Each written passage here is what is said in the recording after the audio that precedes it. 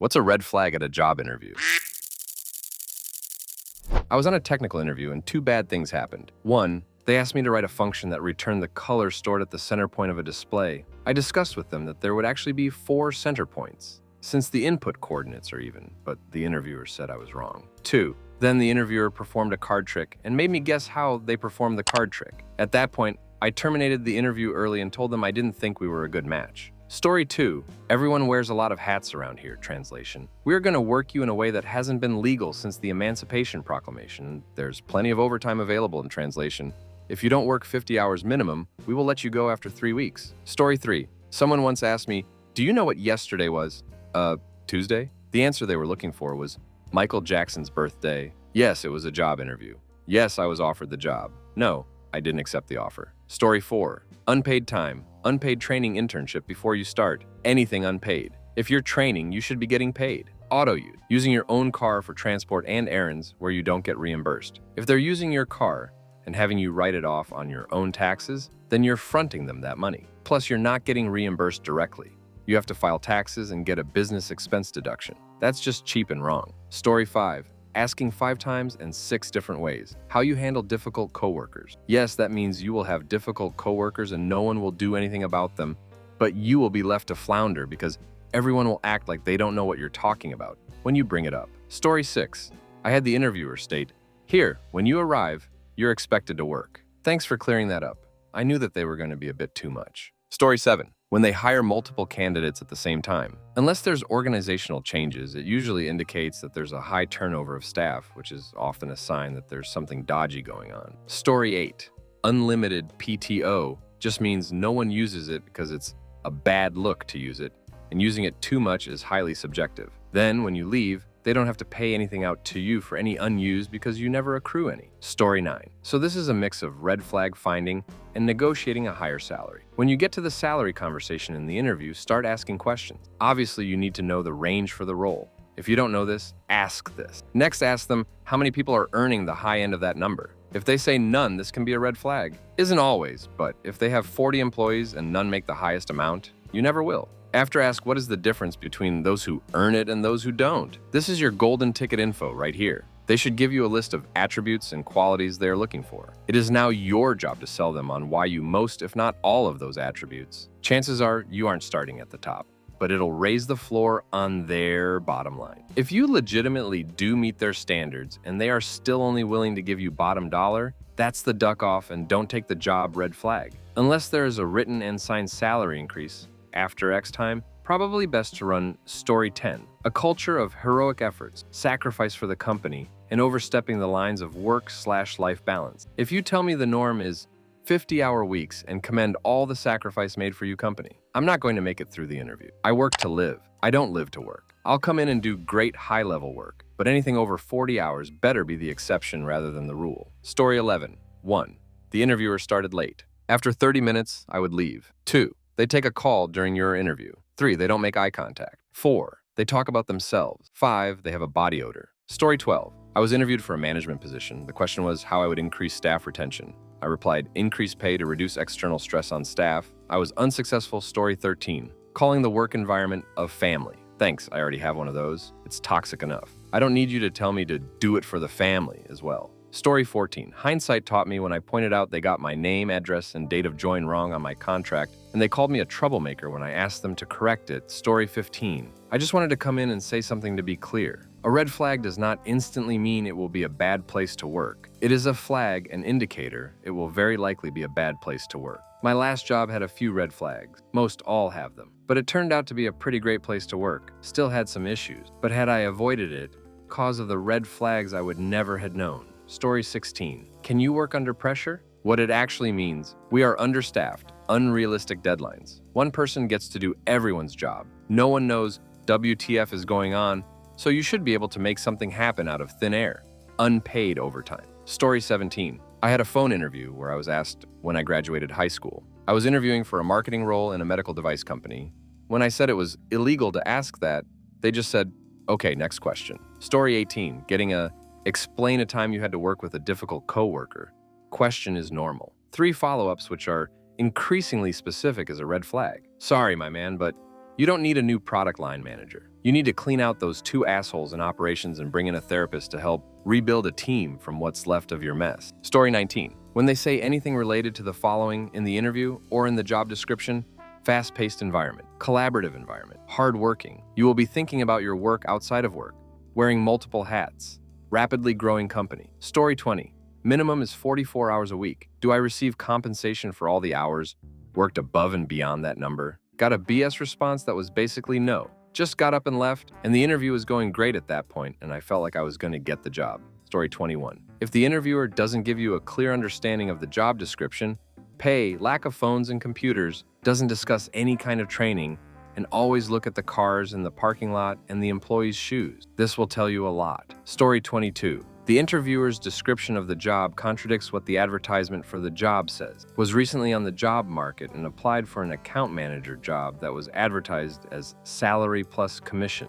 When I talked to the interviewer, they said, "Oh, there's no commissions, you earn bonuses though." This is a big old red flag because there's a lot more legal protections around commissions, which are generally considered part of your pay structure, than there are for bonuses, which are considered extra and not really protected. It is much, much easier for a company to screw you out of bonuses than commission. When I brought up what the ad said, they said, "Oh, that must be a mistake. We'll have to fix that." The ad listing was never fixed. I checked for weeks afterwards before leaving a Glassdoor review pointing it out. Story 23. Sales jobs a superstar can hit this OTE. This just means one person did it and is probably the manager now. Now there are 8 sales reps that split what his territory was, so the opportunity is cut into slivers and the OTE they're advertising is not feasible. Story 24. Any combination of fast-paced, family, or wearing a lot of hats. If everyone is scrambling constantly, it's a management problem. If you rely on people's unearned loyalty like a family, it's a management problem. If you require everyone to do dozens of different jobs, it's either an early-stage startup or it's a management problem. Pass. Story 25. The mixture of low pay and lots of questions about the finest details of your resume. It signals they are overvaluing of what they're offering and will have zero reason to not have anything but the highest expectations despite an unwillingness to put their money where their mouths are. Usually comes the most from family-owned nightmare business. Story 26. I like to ask them directly about turnover. If they get defensive, or if they don't want to answer, I move on. Like I'll ask how many in the department I'd be joining have been there over a year, or I'll ask how long the prospective boss has been in that role. Story 27. I interviewed for a technical position at Amazon 5 years ago, more out of curiosity than real interest. Full day of interviews with technical staff went great. They all said they wanted me. Then I met with the last person, the so-called bar raiser. His function was, supposedly, to determine if my addition to the team would help challenge the status quo there and raise the bar for everyone else. What I quickly determined was that his real function was to see if I could plausibly deliver the rhetorical party lines smoothly enough. A complete totalitarian play on their part. I declined to artfully regurgitate the Amazon newspeak. I am what I am. I do not pretend to be something other than I am in order to score non-existent points. Did not get the job. Their loss. Was quite relieved. If they had offered me a position, I might have felt compelled to take it. The red flag, when a company has a party commissar, make the final decision on your engagement. Story 28. I'll take this from the other angle. As an interviewer, anyone who acts as if something is easy without elaborating. I'm trying to think of a way to type it out, but if they're asked about a responsibility and they almost mock it as too simple, they are nearly always arrogant and unwilling to admit when they don't know something, like, "You'll be responsible for calculating margin on a certain subset of items. Are you comfortable with that?" "Oh yeah, that's nothing." Rather than, "I've had that responsibility at X job and was always able to keep on top of it without much difficulty," or "I haven't had to do that exactly, but I'm very comfortable with tracking basic data. I'm sure I can handle that." The people who act dismissive of a question more often than not are a Dunning-Kruger case. I've ended interviews based on things like that. Not abruptly, but I just skip a bunch of the next questions. Story 29. When they tell you the reason why they are a charter school is to inculcate Christian values in public school student. I noped out of that one. Or when the person doing the interview was on her second day on the job. Story 30. When most of the interview is them selling you on the company instead of you selling yourself. That usually means the job is crappy or the company is toxic and they have a high turnover. Story 31. You should ask for certain statistics during an interview. Can't remember what all of them, but the two big ones are workplace accidents and employee turnover. These being high is a red flag. Story 32. They asked a bunch of Disney-related questions. I'm not really a Disney guy, but just kept my answers to obscure Disney movies like Fox and the Hound and The Rescuers Down Under, which were about the only few I'd seen, hoping that they wouldn't ask any details about it. I got the job and the boss was nice enough, but definitely had some interesting quirks. She was in fact obsessed with Disney and Disney princesses though, and couldn't understand how I wasn't. It was just a little weird how she tied everything back to something Disney. I left after about 8 months though. Story 33, when they insist on knowing your salary requirements without first mentioning the range. It shouts, "We're only interested in making lowball offers." I used to use the line, "No use figuring out the price of the car unless you know you want to buy it." Story 34, desperation. If they're willing to hire you right away, it's usually a sign they're low on staff. You'll find out doing enough after taking the job that the usual culprit is exploitation. The money doesn't justify the amount of labor required, because you'll be acting like 3 people while only getting paid for yourself. Story 35. If they make you fill out a huge form with tons of personal questions, if they make you wait for nearly an hour to be interviewed, despite you coming on time, if their office looks dirty and unkept with old broken furniture, squeaky chairs, old electronics, they have financial problem. If the staff is stressed and the atmosphere looks odd, if the boss is asking you personal questions or saying assumptions according to your nationality, gender, for example, asking woman if she's planning to have a children in the next 6 months, or saying that people your age make this much money and it's the ceiling, despite original vacancy having higher salary than what they say is normal for your age. If they say, "We are like family here," if they ask if you okay to work overtime, if they invited you to interview outside of normal working hours listed for company in Google, or contact you in weird timing. For example, call at 11 p.m. for some reason with many missed calls, or tell you to come on weekends or long after 6 p.m. for office jobs. Means you will work overtime as well if they invite you to interview in a cafe or anywhere away from the office. They are hiding something.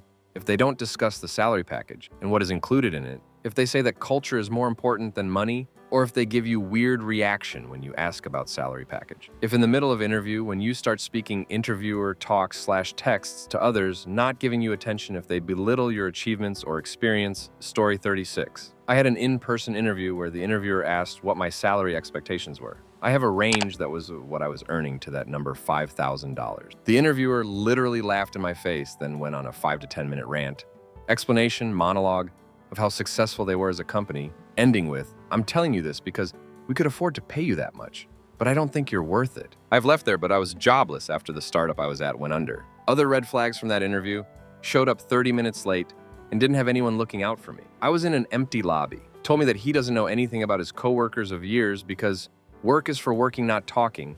Disparaged people in the industry that didn't do what he did by saying front-end developers aren't real developers.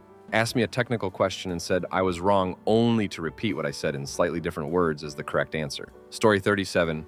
We are like a family here means you will be underpaid, overworked, and abused, and we expect you to shut up and like it. Also, unpaid overtime is mandatory. Story 38. When the boss says we're all family here, and we fight like a family too, with a hearty laugh. Working with my family was the last thing I needed. When the CEO says, I expect people to be available when I want to talk to them. What would you do if I called you on the weekend or at 11 p.m. at night? Story 39. I thought I had a job in the bag, but the interviewer seemed to sense my introversion because she emphasized that the team ate lunch together every day. They were close like that they'd expect me to eat lunch with them too, every day. I declined the job. Story 40.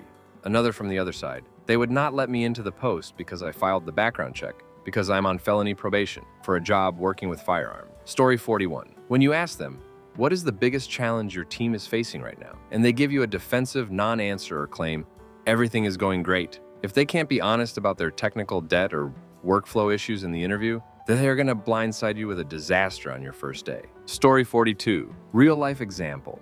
Me. What kind of person would thrive in this role? Them. They need to be able to wear a lot of hats and handle a lot coming at them all at once. Translation. We're overworked and understaffed. Other red flags, the pay discrepancy. It was advertised as one thing online, but when talking to the recruiter, it suddenly dropped by 20%. Oh, that's a mistake. It doesn't pay that. They scheduled each candidate to undergo every single interview consecutively on the same day. So I was sitting in the same conference room for hours without a break, while people rotated in and out, asking basically the same questions. I was so incredibly drained by the end. They also never gave a tour, so I had no clue what the facilities I would be working in looked like. Story 43. I just went to an interview yesterday for a job where I would be expected to be in the office 5 days a week. Generally, I'm fine with the office. I currently go to the office 3 days per week.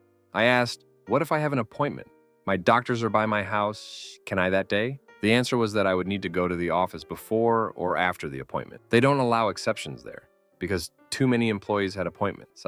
I'm going to pass. I have a job already, and the expectation at my current company is that you will work around any appointments and still get your projects done. Story 44. I have a few, but the one that irked me the most wasn't an interview. There was no interview. It was a contract to help a bank build a tool. The project was supposed to be 3 months worth of work with a potential extension, but I walked out after an hour because I could have finished the work in 2 or 3 days. I felt tricked, so I left. Other full-time employees didn't want me to say anything, and I don't think I did. I now know to ask questions and talk to people about the work. Story 45. When you're expected to pay any sort of fee or give your credit card details for any reason, 99.99% of the time, it's a scam and there was never any job. Story 46. I had an interview for an IT support position where I was asked if I would be willing to work on the owner's computer at his home. I didn't think it would matter what I answered.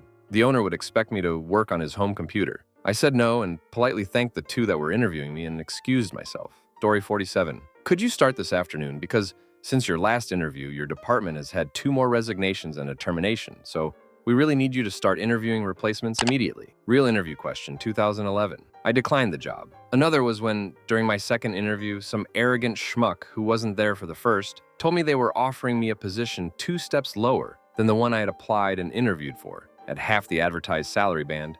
Take it or leave it. I literally pulled my resume out of his hand, put it in my portfolio, and walked out without a word. Within 10 minutes, the company number started blowing up my phone. But, of course, I never answered. A year and a bit later, the company went tits up. Story 48. They use the term dotted line with any kind of reporting line you will be a part of. Beware the dotted line. It means someone will be expected to be a manager without the institutional authority or pay behind it, or will have to report to someone they shouldn't, or that you will be cursed with a de facto authority from another team. It generally indicates that they won't promote either. You're going to be their boss, but not officially. It means trouble. Story 49, when they're desperate. This isn't an isolated thing, it's a we are a revolving door thing. I recently had 3 long interviews for a job and was told I would need at least 1 more. Another similar job gave me 2 short interviews and I was hired. No way to know for sure, but the former didn't have a we just need warm bodies ASAP vibe to the hiring process. Only reason I'm still here is because my last job was even worse. So I'm conditioned to the BS and actually appreciate it as a relative thing. For now, story 50. If they ever ask that stupid, where do you see yourself in 5 years question, like living on a private island, really? Stop asking questions from 1950. Story 51. This was around 1994/95. I sat across the desk of the owner of a small robotics company. He had a cigarette going the whole time and made sure the smoke made its way over to me. I should have never even sat down. Story 52.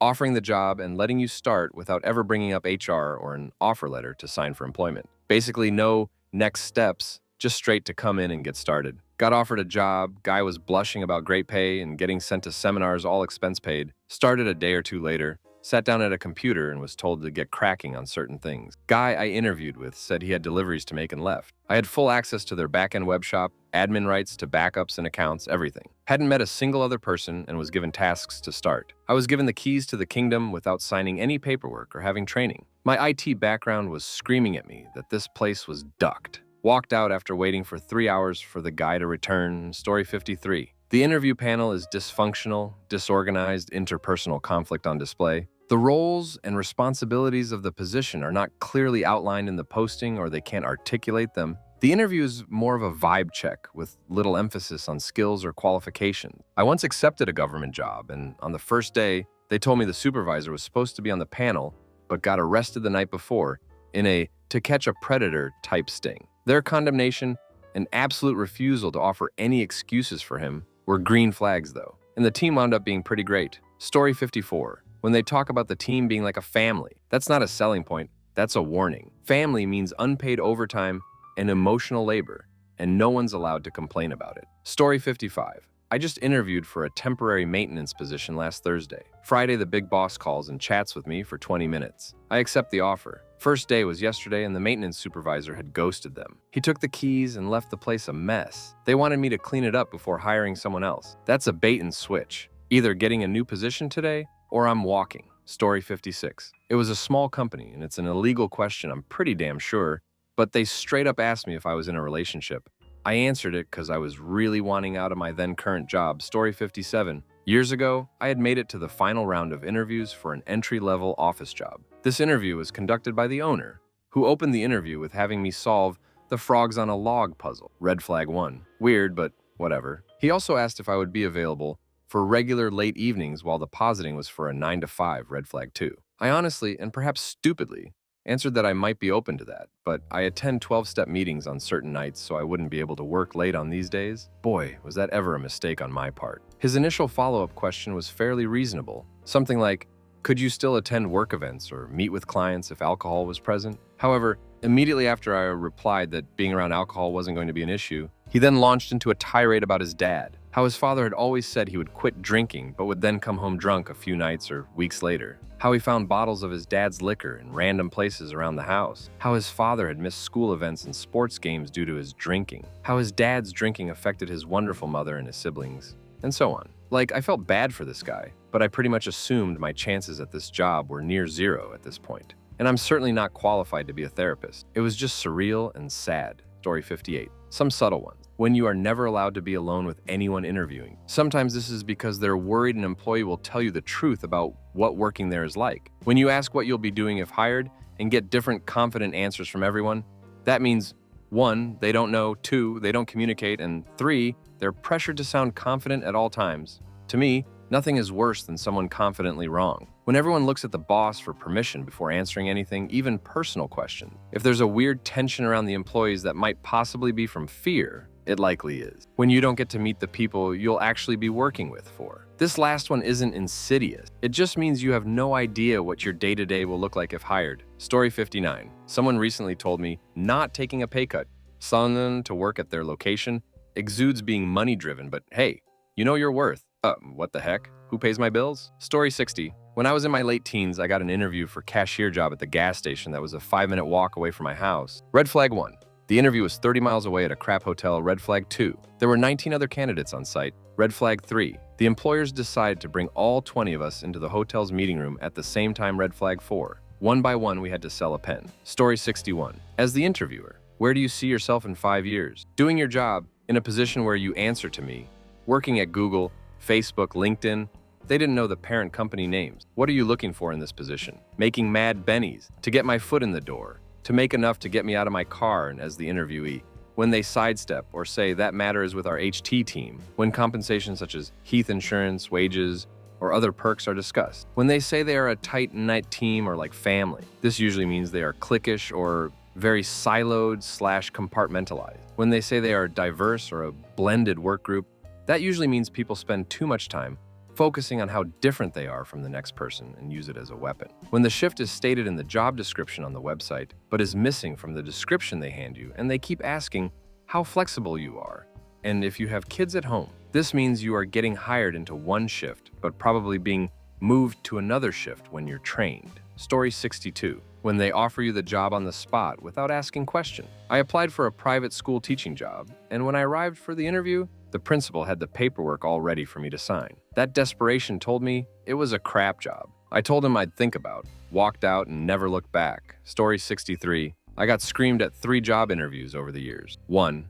I got laid off right after 9/11, and I had an interview with a team. One guy screamed at me during the interview saying this company that laid me off had lots of jobs. No one said anything, so it seemed like he did this a lot. I had to sit in a corner for hours because he had no time to interview me, then sent home. I was desperate since the economy was dead. 2. I was asked why I was looking for a new job. I said I wanted to shorten my commute. One of the owners screamed at me about this. He had a long commute. 3. I got screamed at because I was not a super specialized who only used one GUI tool for a tech job about 20 years ago. Therefore, I was deemed not qualified for a job. That was a rarely used tool called Oracle Reports. It's literally clicking buttons on a screen. Story 64. It sounds weird, but it started off with him saying not to be nervous, which I wasn't, and gave no sign I was. I don't like people trying to tell me how I feel. If anything, I felt overqualified for the job. It was a role working with young people, and there was not a single woman in the 3-person panel or the service itself, which had alarm bells ringing. I say that as a man myself. Wholly unfair to the vulnerable girls using the service, some of whom were abused horrifically by males. Story 65.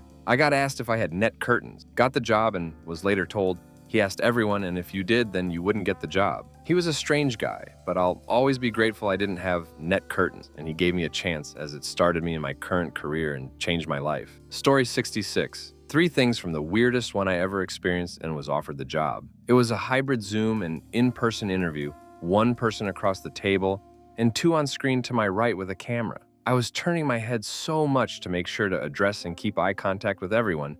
It was a pain in the ass. During the interview, I noticed the person across the table had his phone out and seemed to be sending an email or text. Then I noticed the people on video looking somewhere else and chuckling. I was suspicious but carried on. They asked out-of-the-box questions that weren't related to anything I'd be doing in the position offered. There's a lily pad in a pod. The number of lily pads double every day. After 50 days, the pod is full. What day was the pod half full? As I had heard this question before, the answer was easy and I responded quickly with the number 49. They were all shocked and gave me another question. You're a pizza delivery driver and want to deliver faster. You talk with your boss, and their only answer is to provide you a pair of scissors. How do you use the scissors to deliver faster? Later in the interview, carrying with the random questions, they asked, "What's your favorite Disney princess?" I answered something like Jasmine or Cinderella. After the interview was over, I got a tour of the facilities, and my in-person interviewer mentioned the princess question. He told me earlier in the interview, they were all sending messages back and forth, trying to guess which princess I'd guess. Needless to say, this left me with a bad taste in my mouth for the company. I turned down the job offer. I could go on about more I thought was questionable about the company, but I'll leave it at this for now. Story 67. Went to an interview where the manager spent most of the interview talking about how he rooted out all the energy vampires that used to work there after reading a self-help book about it, and how proud he was that so many people quit under his new dynamic. I did not get offered the job. Story 68. Interviewed with Amazon. Around hour 3, they had different teams come in as if they weren't sure who would want me. My wrangler said it would only be a few more hours. I told him this wasn't going to work out and that I was leaving. He looked so put out that I was throwing away an opportunity to work for AWS and told me so. I told him I wasn't someone right out of college, desperate for work with no life balance. They were doing a lot of hiring in my area and my time, and I think that they were somewhat hard up for people and just doing some scattershot filling of billets. Story 69. We promote quickly here. You shouldn't be jumping multiple levels of the hierarchy that quickly. Why are there so many empty management steps, and how can someone within months be capable of jumping? Story 70. I have quite a few after leaving a so-called job after 2 days. I still feel stupid for even trying, but since I wasn't in a good financial situation, I took a chance and regretted it. We work to live. Weird to hear the boss say that more than once as a sort of justification for being demanding. I'm sure he meant live to work, bait and switch. 95% of the interview mentioned doing things outside of the job description and software they don't even have. This unfortunately includes the mention of working weekends, which the posting mentioned Monday to Friday only. Even the phone interviewer told me it would not involve weekend. The boss mentioned doing some weekends, but that concerned me and he said it's only a few. Few meaning quite a few from reading former employee reviews. In hindsight, I realized that the boss just wants someone to take care of everything in his company and work ridiculously long hours because it's your responsibility. They want you to start ASAP. They want to know if you're open this coming weekend to do this, that. The more you talk to the boss about different things, he starts adding more tasks for you to do, even though you officially haven't started yet. You know what? Go look into this and do that. Honorable mention. Red flag. Before the interview is this company has several job postings, but is a small company. It means the place is so awful, everyone keeps quitting. Story 71. I interviewed for a scam sales company in university one summer. Red flag 1 was responding to an ad and being told to just come down with my resume as they're doing interviews right now and can squeeze you in. Red flag number 2 is my favorite. Packed waiting room, had a bunch of inspirational posters with sayings like, "You can't steal second with your foot on first." Third was that interviews were being done 2 at a time for some reason. I would have left, but ran into a friend in the waiting room. He just came out and said that they absolutely won't let you ask any questions. He tried and they said those would be great for the second interview tomorrow. I stayed to see how belligerent I could get to get a response. The result was not very far. I politely declined the second interview. The guy next to me said he'd be there, but had to cancel an interview he had somewhere else. Story 72. I have to second, we're all a family here, meaning you will be expected to put up with the crap of others, be asked to do things well beyond the bounds of your position, out of the good of your heart. And to top it all off, be expected to attend work events for team building and morale. Got a job at a business that advertised that work environment, making 50 cents above Alberta minimum wage. Later got promoted to assistant manager, making a whole $1 above minimum wage. was not worth the crap I had to put up with from both above me and below me. What takes the cake is the CEO getting mad that our branch didn't send an email returning his Christmas greeting. Story 73. The owner started out doing exactly what you'll be doing. Translation: the pay sucks. We're like a family here. 8 hours is only the start of your day, and everyone here is a drama queen. How would you handle being asked to something you don't agree with? We're going to ask you to way more than what's in the job description, possibly putting your safety on the line. We have a lot of candidates to interview. Nobody wants this job. Story 74. When the interviewer mentions that the team is like a family, because that usually just means they expect you to have zero boundaries. It is basically code for unpaid overtime and being guilt-tripped for taking a sick day. If they emphasize hustle culture in the first 5 minutes, just run the other direction. Story 75. Commission only. Being a part of the family. Weird, dead cold atmosphere. Manager talking crap about other employees early on. They will talk crap about you behind your back. Nepotism. Story 76. Especially in the service industry, any handshake agreement on benefits instead of written documentation. My partner waited 10 months for access to the medical plan they verbally discussed and guaranteed at hiring, never gained access or coverage. Also wasn't given access to 401k until termination. Insane how easily small businesses is the US ride on employees not pushing back and not asking for written proof or documentation. Story 77. When they can't explain their infrastructure or deployment process. Had an interview once where the CTO couldn't tell me if they used containers or VMS. Just kept saying we have a modern stack. Walked out after 20 minutes. Story 78. Getting hired on the spot during the first interview because the interviewer likes your tie before they actually know anything about your actual qualifications or suitability for the company culture. Yes, this actually happened to me. Story 79. I'm hoping this helps a few people in interviews know what questions to ask in order to find red flags. If you had no restrictions like budget, what's the top thing you do in this team department? A friend taught me this years ago, and it's been invaluable. This question is basically asking, TF is wrong here? And you'd be surprised just how easily a hiring manager will answer this, usually with crazy detail. Of course, this question is a gateway for you to show how you can be a solution afterwards, if you want the job still. But you want to know what the red flags are? Perfect way to do this. Is this a new role or a replacement role? Can you tell me why? Listen very carefully to their answer. If it's a replacement role, you want to know why the previous person left, but you want to be tactful. If they got promoted, great. Ask how long they were in the role before getting promoted. If they left for another job. Listen carefully at other details the manager mentions and taking it into note when planning further question. If it's a new role, try to find out why it's new. Often new jobs are made to do the work nobody else likes doing.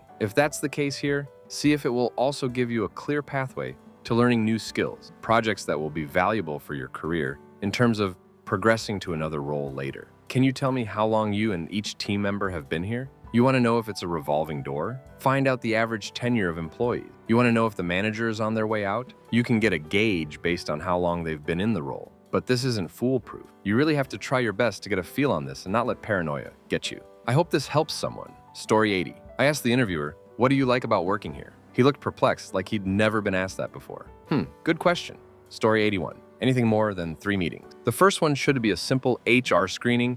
The final should be a review of the offer. Beyond that, I'm not interested. Story 82. I went to an interview and walked through the open plan office before meeting the interviewers. I could only count 2 POC in the whole office of approximately 80 plus. One was black and the other Hispanic. Not sure what the former did. The latter was the kitchen staff. I knew from the first 2 minutes I wouldn't get the job. I'm Asian. Checked LinkedIn, and a blonde hair, blue-eyed girl got it. I wasn't surprised. Story 83. My first on-campus academic job. A grad student office assistant was walking me across campus for one of my many interviews of the day. I asked her how she enjoyed working in the department. She said, "It's a snake pit. Do not accept this job. Run." I ignored this advice because I needed the job. As it turns out, she was correct. Story 84. Calls that last under a minute aren't quality calls. Regardless of job title, you're applying to a call center, so prepare accordingly. What it tells you is that actual service or task completion are far behind your talk time, meaning the more you're on the phone, the better you do, in their eyes and in the metrics. Story 85. Definitely a lack of professionalism. I had my job interview ghosted 2 times by the same employer. He just didn't show up. He was late the 3rd time. The interview itself went fine. I accepted the job because I was desperate for income to support my family. Shouldn't have stayed. The lack of organization and professionalism ended up in zero training, zero resources, and zero support. About to quit after a week. Story 86. When you ask about remote or hybrid and they say, we're flexible, but can't tell you the actual policy. Flexible means whatever they need it to mean until you've already accepted. Story 87. When they say they chose you as you said you get the job done and don't stop until it is, they took that as I'm not a quitter as people left on the monthly Story 88. Here are my employer questions and red flags I'm looking for. Is this a new position or a backfill?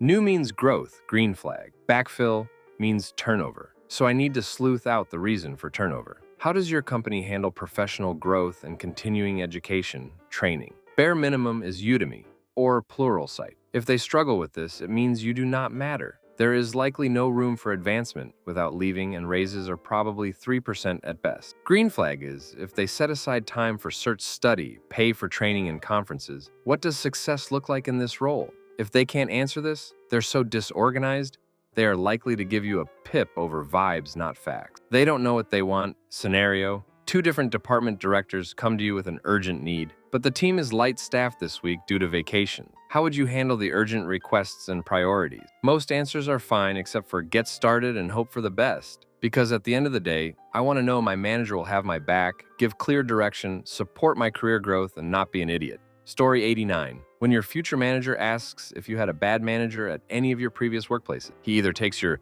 no answer as a challenge, or it was his way of letting you know that now you will have one. Story 90. Had an instructor at a local college talk about a job interview. I can't remember if this happened before or after the interview. He said he was waiting his turn and needed to use the restroom. Asked the receptionist, and she pointed him to the near restroom. Apparently, there were a lot of employees in that restroom, most of them on their phone or standing at the enter. Very few actually using the restroom. He said it said something when that many employees were at the restroom. He ended up not taking the job. Story 91. Psych test before interview. I was left in a room to take a test. There was no mention of such a test. A few pages in are questions irrelevant to the job at hand. I took the test with me and left without saying goodbye. Story 92. Hiring you on the spot is one I've realized recently. Also, if a hiring manager rings you and doesn't seem to know anything about you, that means they're desperate, which means a lot of people leave them, and there's a reason for that. I'm currently unemployed, and I spoke with a hiring manager today who asked me what I disliked about my current role. She had my CV, which stated every job I ever had, and when they ended, she would have seen the gap since my last job. So she didn't read my CV at all, and yet she still booked me in for an interview. Story 93. At the end of the interview, ask your interviewer the following. So, is this a good company? Do you like working here? Everything you need to know is in how long it takes them to respond. If they pause, red flag. Story 94. Biggest red flag is the working interview. If they want you to come interview with them by working with them, they really want cheap labor for as long as they can string you along. Story 95. Honestly, if they want me so bad that the offer is a foregone conclusion, unless I know somebody there that is referring me. It usually tells me that they are desperate for anybody to work there, because even if the pay is good, the job sucks, and they burn through employees. Unlimited PTO is another red flag. It never works. They won't give you vacation time, and this way they don't feel obligated to pay you for your vacation time when they fire you. I also think too many interviews is a red flag. There's really no need for more than 3 interviews. Initial HR screening, interview with fellow team members, and interview with hiring manager. And even then, there's generally no need for more than 2 interviews. Initial HR screen and hiring manager interview. Too many interviews and they are either going to duck you over and not give you an offer, or if you get an offer, you're going to have to deal with the same red tape process you went through in the interview. And if they give a lowball offer and aren't willing to negotiate, it just means that they will always lowball you if you get the job. Story 96. They ask you about your personal life. Are you married? Do you have a partner? What does your partner do? Oh. And they ask you if you have experience in really fast-paced startups, which means they want you to work a 60 to 80-hour work week. Literally my interview last week. Story 97. My old employer used to drag on interviews with each candidate for months. You'd interview with the office manager, then the office manager and the employer's wife, who also worked at the firm. Then all of them, plus the owner, then a few extra. Also provide a writing sample and take a personality test. People who really needed a job or to break into that field would stick it out. The firm had a very specific name for their interviewing technique, but really it came down to one thing: funneling it down to the ones so desperate for a job that they would sit however long to get it and take whatever conditions you gave them. Turnover was high because once you got there, you realized it was very cult-like, and that the pay was not enough for the amount of work you had to do or disorganization you had to face. Story 98. I had an interview where, before we'd even reached the interview room, the manager admitted that she'd returned from her holiday to find out her deputy had handed in their 4-week notice, which should have told me two things. 1. The deputy had absolutely no respect for the manager. 2. They may well have waited until the manager was out of the country for 2 weeks to start their notice. Turned out to be the worst manager by a country mile. Couldn't manage a sentence without throwing someone, usually out of earshot, under the bus, let alone an entire team. Story 99. Not about the interview itself, but when a job tells you nothing about it on the website, and it's just the parent company looking to hire with no explanation about what it is. Usually, it's a high turnover rate job that is not worth getting into. Story 100. And if you hear, "We're like family," shut your laptop or close your folder and say thanks. My family screws me enough. I don't need yours too. Read. Come in early, work late, call on time off, all for zero compensation/nope. Story 101. Interviewer claimed he already knew who I was for a long time since I went to high school with his son, who was a year younger than me, and I never talked to before. He took this as a license to rant for 2 hours about his divorces and how he is a low expenses, no debt guy. Story 102. How serious they take the interview. Tone and attention says a lot. If they are completely out of it, as in not in the mood, it makes the interview weird. Or when you schedule a date and time, I expect to at least talk with who's in charge, but also pay attention to the leadership. Most places like you to stick there at a minimum of a year, but some places I worked at had bosses that barely lasted 2 months. The new guy should never be the highest ranking person in the room, in my opinion. And yes, I was that new guy who was the highest ranking in the room. Story 103. From both sides of the interview. 1. Being interviewed. If the person interviewing you won't give a specific answer about the pay or benefits. 2. When interviewing someone, if they bring their parents, had someone do that while I was management a number of years ago, and I will never understand it. Story 104. They stalked my social media before the interview and told me I need to be careful about what I posted. The handful of reposts were pro-BLM and they were a black-owned business. Story 105. When your potential boss says she's looking forward to getting back to her true passion of discovering colors in Scandinavia, immediately followed by "some people here have issues with me, but I'm not here to make friends." Story 106. Something that pisses me off that I've encountered during an interview is if the person interviewing you seems generally uninterested. It was throwing off my train of thought hard, and I eventually just asked if I was boring her. Story 107. Not specific, but when your gut says something is off. If something feels a little off in the interview, just keep searching, even if they give a lucrative offer. For reference, fresh out of college, I got my first job that paid enough to move out of my mom's house. The interview, however, felt weird. It was very informal compared to other interviews I'd gone on, and when the owner described his expectations for a fresh grad hire, it was along the lines of, "All we want is a good attitude and a willingness to learn the business. If you don't have that, I'll know." Probably should have rejected the offer because the vibes were off, but I didn't because I actually wanted to learn the business and the number on the offer was solid. Turned out that owner was a real ducking bad dude, and I ended up quitting a few months in. Story 108. Unlimited PTO. Worked at a place that had it. I was so busy when I took a day off, I had to make up those hours later in the week. I also had zero managerial support. Story 109. When the interviewer spends more time selling you the job than actually asking about you. I had one interview where the guy talked for 45 minutes straight about how great the company was and how I would love it there. I barely said 10 words. Story 110. The obviously answer, no upfront wage or salary range. The somewhat obvious answer, when we are a fast-paced and energetic environment. A more recent issue, we offer unlimited PTO. So when it comes to layoffs or resignations, there's nothing to pay out because you can't pay out a number that doesn't exist. A personal issue, we treat you like family. As someone with family members I haven't spoken to in multiple decades, this is a sore spot for me, as I'm sure many of you have bad relationships with certain family members. Story 111. At the third interview, the manager and director fought with each other about making me hybrid or remote and how that would work. No one seemed to want to ask me. Story 112. If I'm really unsure about a company, I ask to use the bathroom before leaving and check the toilet paper. Bad toilet paper usually means bad employee treatment. Story 113. I've found that interviews are a great insight into how a place functions. Who makes the time to meet with you and the structure of it all are all byproducts of the current system. They can't hide that, even with recruiters. Story 114. Interview questions don't align with the job description. Or when they say, this is going to be like a round of speed dating. Story 115. Trying to ask questions to infer details about things they cannot legally ask you in the interview.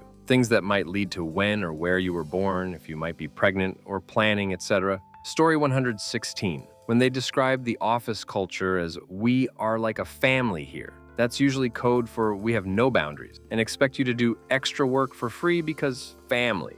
Story 117. If a client called with an emergency 5 minutes before closing on a Friday when you plan to take your family camping for the weekend, what would be your response? What is your definition of an entrepreneurial spirit? But the big red flags were when I asked them about time on the road and compensation. It was for a position part in the office, part at customer sites, and I wanted an idea of how much travel was typical. The answer they gave me was anywhere from 0 to 100%. When I pressed for just a vague ballpark based on other techs in the same role, same answer, anywhere from 0 to 100%. Then I asked about pay. They offer an hourly wage below industry standard, but do quarterly profit sharing. And the only thing they would tell me was that most of their employees liked it. No hint of what the wage would be, pretty ducking important when I've got a mortgage, a wife, and 2 kids, or even the vaguest ballpark figure for the profit sharing or total compensation. Their reasoning? Profit sharing varies year to year based on how much business we do. Yeah, no crap. But can you at least provide a rough estimate for new employees with my qualifications based on previous years? Duck all the way off, you clown. My brother-in-law ended up getting hired there a few years later, and the pay sucks. Profit sharing is pathetic. Until you've been there a decade or more. He's basically always on the road, unless he's training, and put in something like 800 hours of overtime his first year and is already burned out. Story 118.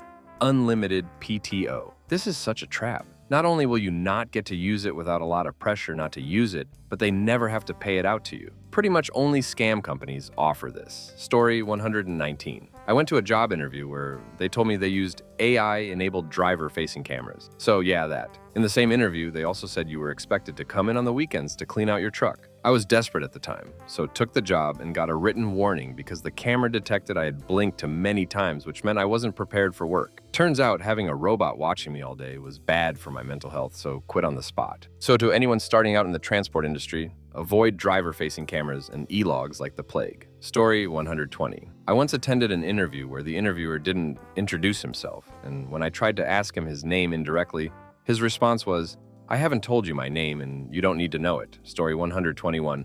When I asked why they liked to work at Acme Inc., they explained how much they loved working at Generic Corp, and with Generic Corp's CEO. When Acme bought out Generic, the CEO retired. I should have listened to my gut at that point, but I still took the job, and yeah, I get why interviewer couldn't say anything nice about Acme Inc. Story 122. When they are lax about safety equipment, I can understand gloves getting in the way sometimes, but anything respirator related. I am out also having a jar of safety glasses with a sign saying, "All visitors must wear them," and ignoring them for the factory tour. Not telling the interviewee that the interviewer won't be there at the previous agreed upon time, and having to wait an hour for someone to show up, and another person being rude about you being early even after calling ahead. Saying I would rather pay you less when doing the new hire paperwork was one reason I ran after 2 weeks. Story 123. When they say we're like a family here. In my experience, that usually means long hours, blurred boundaries, and expectations that go way beyond the job description. Story 124. Number one for me is when they're rude. I've had interviewers blatantly pull out their phone and start texting as soon as I start answering a question they just asked me. Or they keep you waiting for 20 to 30 minutes without apologizing or acknowledging it. Or make faces like they don't believe you when you honestly answer their question. This is supposed to be them at their best. If they can't show basic courtesy when we don't even know each other, how are they going to act when I need help with something or it's someone else's word against mine? I've even gotten offers from people like this, but I would never accept a job where the manager is blatantly disrespectful right off the bat. Story 125. When the person interviewing you starts talking about how he had to cut his vacation in half to return to work because something went wrong, then tells you that would be expected. Yeah, go ahead and miss me with that crap. What would you consider red flags during a job interview? Story 1. What I watch for. Not wanting me to talk to the team I'll be working with or leading. Exhausted low-energy interviewers or visibly unhappy. I had this years ago at an Amazon interview, and it became more and more obvious through the day that I didn't want him to work there. Aggressive interviewers and interviewers trying to make you fail. Interviewers not helping you when stuck. What I ask, tell me the best thing and worst thing about your job. When a project goes sideways, do you work more hours or adjust the timelines? Of the manager, what do you do to set your team up for success? Note, not understanding this question is a major red flag. Not having an answer is a red flag. Do you feel you can get your work done in normal day? What led you to you hiring this position? Story 2. Discrepancies in job responsibility and duties between interviewers, especially in round-robin style. Usually a red flag that nobody knows really what you're going to end up doing. Story 3. Last one I encountered was, we need someone to work 10 to 12 hours a day. Look, I work in IT, and I know after hours and weekend work is part of the deal for most jobs in the field. I get that work has to be done when people aren't using the system, but every place that I have ever worked, if I stay late one day, I come in late the next or take Friday off or something. I isn't signing up for 50 to 70-hour weeks. Story 4. When the interviewer is any more than 5 minutes late to the meeting. I waited for 10 to 15 minutes once and was pissed. No excuses, no apology for being late. I was interviewing at 10 p.m. my time for a job back home where it was 2 p.m. Also, if they try to tell you that they don't have the salary range, the interviewer should always have an idea of what the compensation is. Story 5. We're like a family. I don't even bother past that point. Lateness. As someone else said, a few minutes is fine, more than 15, and I can tell you don't value my time. Story 6. The most red flag-ridden organization interview process had the following: 6 one-hour-long interviews. A practical that had nothing to do with the position, the CEO of the org asked me why people of my age quit jobs without others lined up. Hiring manager said I was 40 minutes early while looking at a broken clock. I corrected her, I was 9 minutes early on the dot. Hiring manager wasn't prepared and didn't have my resume, which is fine, but then declined taking a copy I had for her and continued the interview and said multiple times, I don't have your resume, but, and declined every time I offered it during that interview. Hiring manager didn't know which position I was applying for. Both the CEO and COO kept asking me the same ethical questions until I gave them the answers they were looking for, along the lines of, yes, whatever you say. After I withdrew from the interview process, they asked me for another session to discuss why I pulled out, though I had clearly said it was because of the hiring manager. I'm really glad I withdrew after the final interview and that the final interview was the most red flag ridden. Story 7. Very few things stop me, as I like to use an interview as good practice for other better interviews, but if the salary is too low or the location isn't feasible, I don't see a point in wasting people's time. Story 8. My interviewer froze and gave me a look that could only be interpreted as a cry for help when I asked about work-life balance. So if you want a job that won't wholly consume your social adventures, ask that question. Story 9. I had one in DC with Amtrak. They advertised an environmental director position for $250,000 in the newspaper about 20 years ago. I was earning about half of that as International Environmental Protection Advisor, so I applied and immediately was called in for an interview at Union Station. There were about 5 well-dressed and groomed men sound the interview table within a small windowless room. They said I'd be responsible for Amtrak's compliance with their environmental policies, and I would travel extensively, exclusively by Amtrak. They said I would be my own staff. Then they apologized and said the newspaper misprinted the salary, which should have been $25,000. I silently stood up and walked out of the room, wearing my newest shirt and tie. Story 10. I've only ever walked out of 2 interviews. One was because the interviewer had made many comments about how he lied on the job posting, a $75,000 software development job. And the job was actually a sales job that started at $25,000 base with a generous commission structure. I told him I wasn't going to waste his time and walked out. He then sent me an email and left me a voicemail basically stating that he had to lie because no one wants to work sales anymore. The second time, the interviewer had made some sexist comments about some of the people who worked there. It was a hello fellow white moment, and I just told him that I couldn't work with a person like that and left. Story 11. One time, this person interviewing me decided to show me the company holiday schedule out of the blue. She said most employees really liked it, except for the Jewish ones since it does not include their holidays. Then she asked me if I was Jewish or Muslim or anything like that. She didn't do this to be mean, she was just a nut. I already knew I would never take a job working for her. I was just finishing the interview to be nice. The interview was after hours, and it was already about 7 p.m. Once she said that, I said, "Thanks, but it's getting late. I have to go now." And I just left. It felt pretty badass. The strangest thing was she followed up the next day asking to continue the interview. I ghosted her. This woman clearly had no idea what she was doing. Story 12. Really pushing and asking how flexible my schedule and availability is. Usually means they're going to expect me to be available 24/7 with below average compensation and high turnover and burnout. Story 13. I was in an interview recently where I'd been warned by the recruitment agent beforehand that the hiring manager had been questioning whether the work in my portfolio was really my own and that I'd have to prove it in the interview by explaining the processes in detail. which I did. Meanwhile, the interviewer spent the whole interview picking his nose. Even if I had been offered the job, I'd have noped out of it. Story 14. If they ever try to go deep into your personal life outside of just asking what you like to do, is a big no-no. I worked for an agency where the MD asked me what the worst thing was that had ever happened to me professionally or not. He shut the duck up when I told him my dad died a year before. Story 15. While being interviewed by my prospective boss, there was a couple of bursts of laughter from the next office. He immediately excused himself and went to go yell at them for being unprofessional when he was conducting an interview. When I heard the laughter, I thought, great, happy employees enjoying their job. After that, I thought, no way am I working here. Story 16. Not looking at my resume before the interview. Dude kept asking about experience which I didn't have. Then he was, oh, guess I should look at your resume. Guy also said I could get 4 weeks of leave time, and the recruiter called me back, well, actually, it's 2 weeks and you can ask for more. I laughed and said I was no longer interested. Oh, but 2 weeks is the standard. Yeah, whatever. Been doing this 17 years and several of the other companies I was interviewing with have unlimited PTO. Offer I accepted has unlimited PTO, and my boss actually looked at my resume. Story 17. Aggressiveness. Been to interviews where the person who would be the boss prides themselves on being aggressive, so they try to start an argument during the interview. I have experienced this couple of times already, so I always surprise them by thanking them and walking away. One guy became very angry. Story 18. Went to my first day at 10 a.m., and the director said, must have been a mix-up, you're a little late, but that's okay.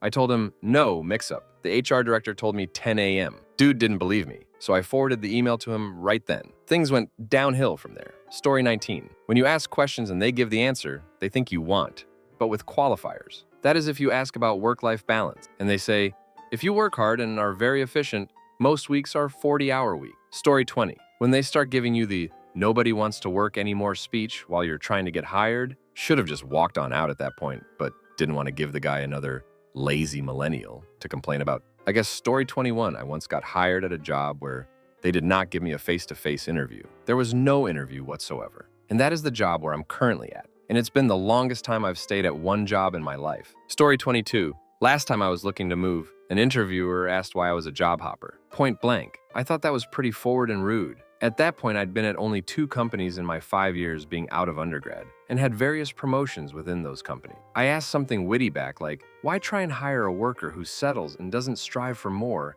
and to progress? Story 23. Only time I've ever flat out turned a job down during an interview was when I was first getting into IT. Was for a Lowe's corporate center troubleshooting and resolving issues with POS equipment. Position would be remote with 1 to 2 days, usually Thursday or Friday, coming into an office 35 to 40 minutes from home. This didn't turn me away from the job. Could do my work, then do my shopping for the week, or meet up with friends in the area. During the end of the interview, the help desk admin came on to ask questions and mentioned I'd be working out of their X facility 3 to 4 days a week and rotating weekend. I asked, why are you telling me an entirely different work scenario than the 2 I previously talked with? He responded with, well, that office building isn't set up yet, and if you do well here, you can possibly transfer there. Asked him where X facility was, and it was an hour and 45 minutes one way from me. Told him, I cannot work at this facility. For $17 an hour, I'd be burning most of my paycheck on fuel even before bills are taken into consideration. Admin asks me, so you're refusing the position we are offering you? Told him, no, I'd gladly take the original position I was interviewing for. But I'm not taking a position that's over 3 times the distance away at the same rates. Taking drive distance and time traveled into consideration, I'm making more where I'm currently at and not being help desk support. Dude hung up on me shortly after I get a call from the tech systems rep who set up the call interview, saying the hiring admin called and told them I was very unprofessional in our call and they expected more from tech system. Told him Lowe's said they were recording the interview process and he could ask to see the recording if he wanted. I stayed professionally throughout and explained why I turned the position down. Told him they were trying to force potential employees into not only a completely different schedule than what they advertised, but at a location an hour away from the advertised working location. Tech Systems rep was just as confused as I'd been and said he'd look into it and apologized for wasting my time with the entire interview process that day. Story 24. Playing tricks during the interview, not being able to adequately describe the position, not willing to talk salary, and not letting you talk to future peers. Story 25. I'm looking for someone who's hungry for work. I've only had this happen once. It was for a carpet cleaning job, and the way the guy kept emphasizing it made me realize they were going to work me like a slave and have me do whole houses all on my own. Then once he mentioned I'd be entirely responsible for maintaining my own work van and scheduling, I noped the F out of there. Story 26. I was in a job interview for a call center senior position and got an off feeling the whole time. They asked a question I was stuck on and gave me the answer. I realized right then they were desperate to fill the role. And in that, they probably had high turnover with bad management, or at least a bad leader somewhere in the ranks. I declined the offer and found out later through a friend who works in a different department for the same company that it was exactly the case. Dodged a bullet. Story 27. Getting my name wrong. Any inconsistencies from job listing? I like to ask why the last person quit and how long they worked there, what's the turnover rate, and what's the turnover rate for support staff. The last interview I politely stopped in the middle of was a position that was listed as remote.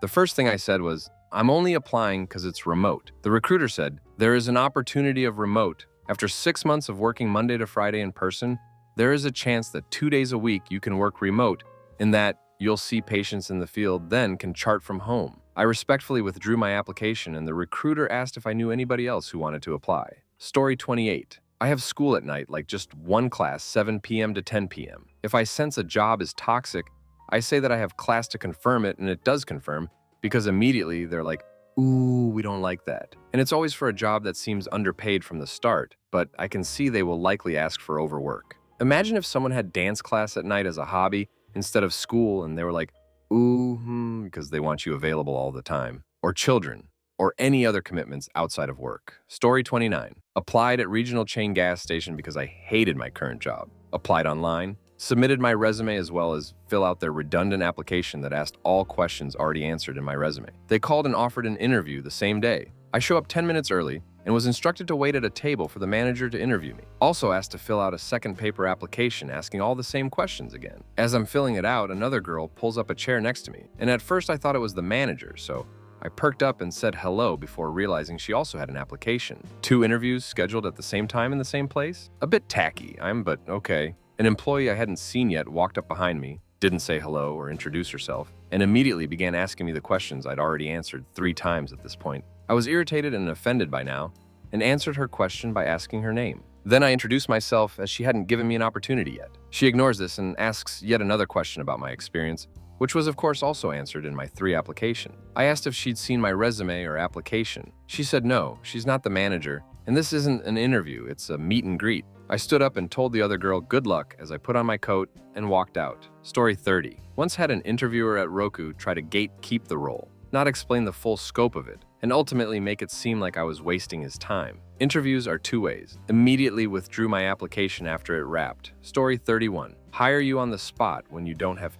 any prior experience. Say that the facility is like a family. Tells me about the personal lives of other employees during interview. She tells me she can train me because her last hire was a stay-at-home mom for 10 years. No real training regimen, just expected other employees to train me and not pay them any extra. Ridiculous turnover rate. I came in when they were so understaffed it was illegal for the facility to run, assisted living facility, when 70% of all the employees there were newer than I was, and when 95% of the employees in the building were there less than a year. No HR department. Story 32. A red flag for me would be when the interviewer shows up looking exasperated, like she would rather be anywhere else than sitting down to interview you. Another red flag for me is no advance notice that you're going to be put through a test on the day of your interview. Story 33. When the interviewer's late, or just plain forgot they had to do an interview today. When they say the company is like a family. When they're hesitant to talk about pay or benefits, or try to respond by making you embarrassed for asking a question in regards to pay and befits. Story 34. It's hard for me to tell what are red flags during interviews just because most companies are bad at hiring, even if they're good places to work.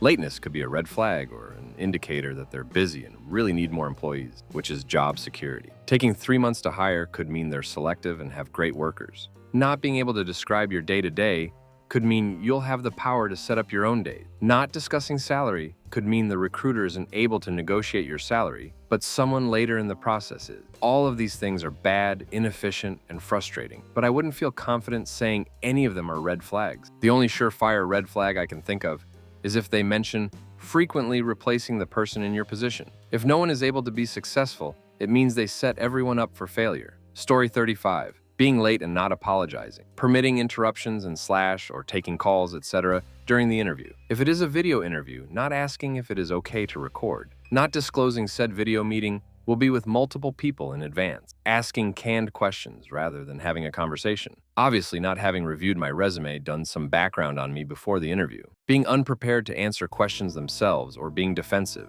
They should be able to give you a calm, professional reason the position is available. Stress interview, shabby furniture, /office, /building, /parking lot, gross bathrooms and /or break room, people working, look unhappy or are rude to you or each other. ETA, no clear job description and salary range. Story 36. If a company has more than 3 interviews, if the staff seem rude during the interview, negging. If the company isn't upfront about the salary range during the first interview. My current job, I had 2 30-minute interviews and got an offer letter 3 days after the second interview.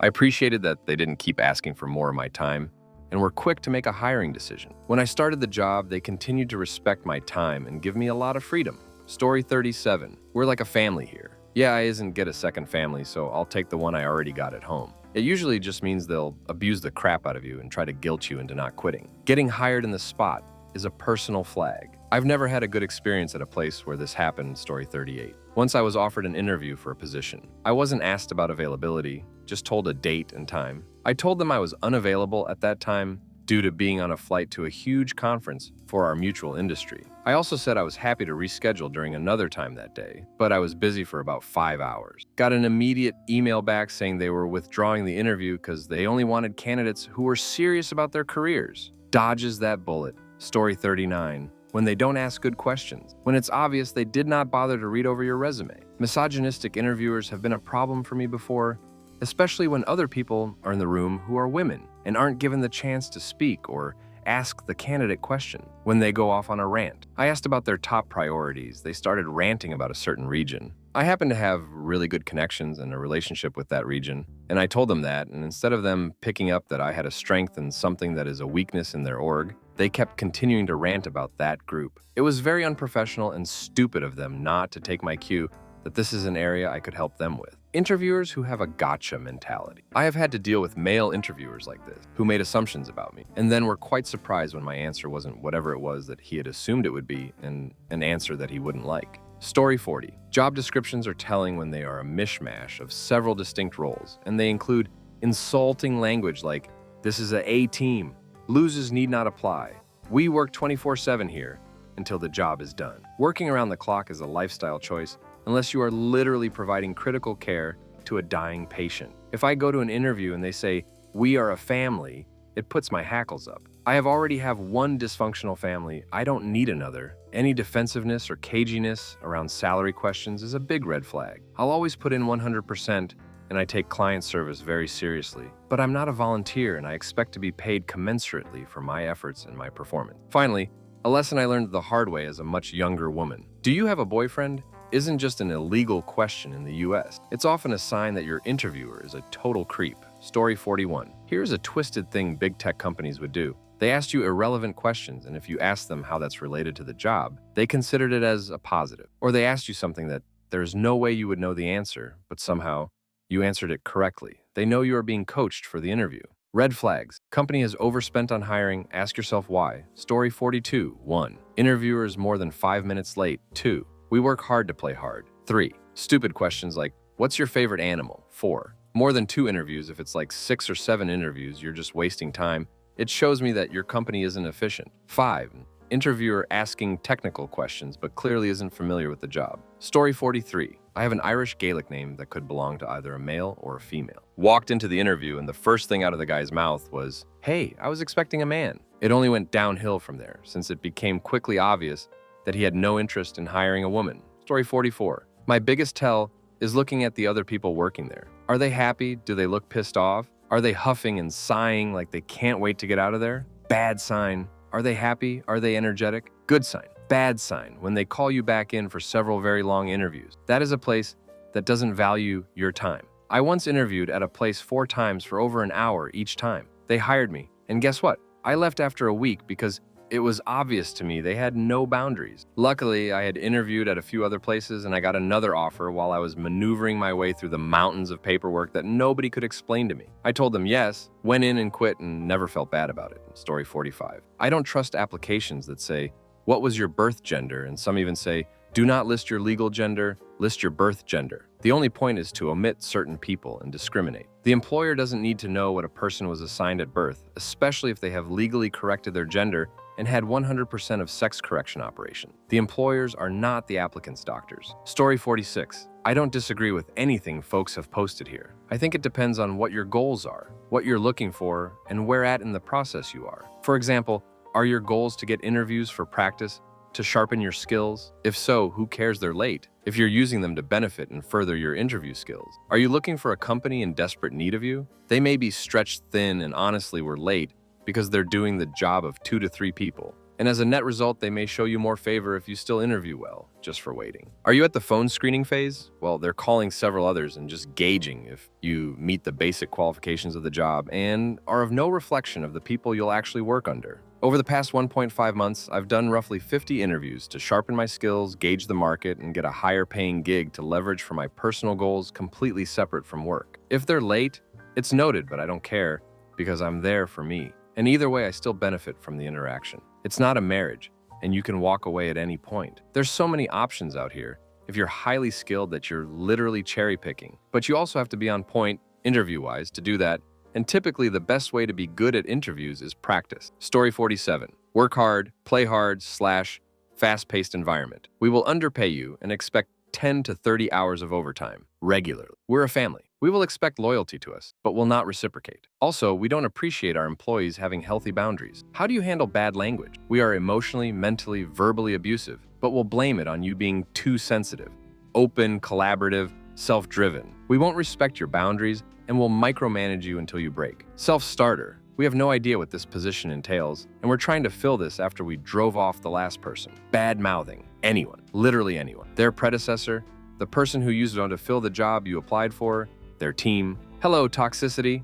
Not asking enough technical questions equals, we will take anyone at this point, and your team boss, coworkers, are likely incompetent. So many more, but these are my top items. Story 48. I always ask if the position is newly created or if it's a backfill. If it's a backfill, I ask why the other person moved on. If it's for a promotion within the company, like for my current role, then great. One time a recruiter let it slip that the position was open because the woman left suddenly for another similar role in another company, most likely due to the workload. And then she laughed uncomfortably and said she had probably said too much. Yes, you did say too much, but glad you did. So I knew to pass on your company, since they seem to have no idea what a normal workload is for this role. Story 49. 10-minute rants where you can't get a word in on the job environment. I interviewed with an international law firm, and the manager was going on about how important it was for the higher-ups to not even know your name.